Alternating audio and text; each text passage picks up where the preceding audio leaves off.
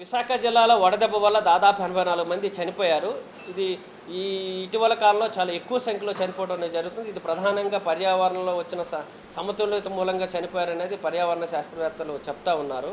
వాస్తవంగా దీనికి సంబంధించిన దానిలో ఒకటి మన విశాఖపట్నం సంబంధించి తేమ అధికంగా ఉండడం, రెండోదంటే ఇటీవల కాలంలో వచ్చిన పరిశ్రమల వల్ల ఇబ్బంది వస్తుందనేది పర్యావరణ శాస్త్రవేత్తల తాలూకు అభిప్రాయం.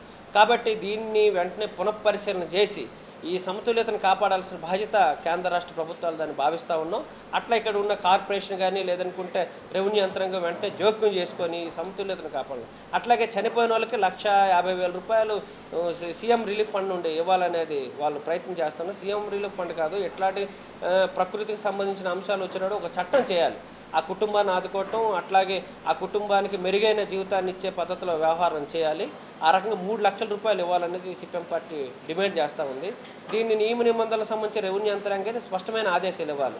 మళ్ళీ ఆ రకంగా స్పష్టమైన ఆదేశాలు ఇవ్వకపోతే కొంతమందికి ఇచ్చేదానికి అవకాశం ఉంటుంది, కొంతమంది ఇవ్వని దాని పరిస్థితి ఉంటుంది. కాబట్టి దీనికి సంబంధించిన నష్టపరిహారం సంబంధించి స్పష్టమైన ఆదేశాలు ఇవ్వాలి. ఆ రకంగా వాళ్ళు ఆదుకోవాలనేది సిపిఎం పార్టీ భావిస్తూ ఉంది. అట్లాగే అనేక నిబంధనలు ఈరోజు ఉల్లంఘిస్తూ ఉన్నారు. ప్రైవేటు పరిశ్రమలకు సంబంధించిన కానీ లేదంటే ప్రభుత్వ రంగ పరిశ్రమలు మొక్కలు నాటడం ఇవన్నీ చేయాల్సి ఉంది. ఈ రకంగా చేయకపోవటం వల్లే వస్తుందనేది చెప్తా ఉన్నారు. కాబట్టి ఎప్పటికైనా విశాఖపట్నం సంబంధించి వాతావరణ సమతుల్యత కాపాడాలని, వడదెబ్బ ఎవరైతే తగిలిందో వాళ్ళందరికీ ప్రభుత్వం ఆదుకోవాలనేది సిపిఎం పార్టీ విజ్ఞప్తి చేస్తూ ఉంది.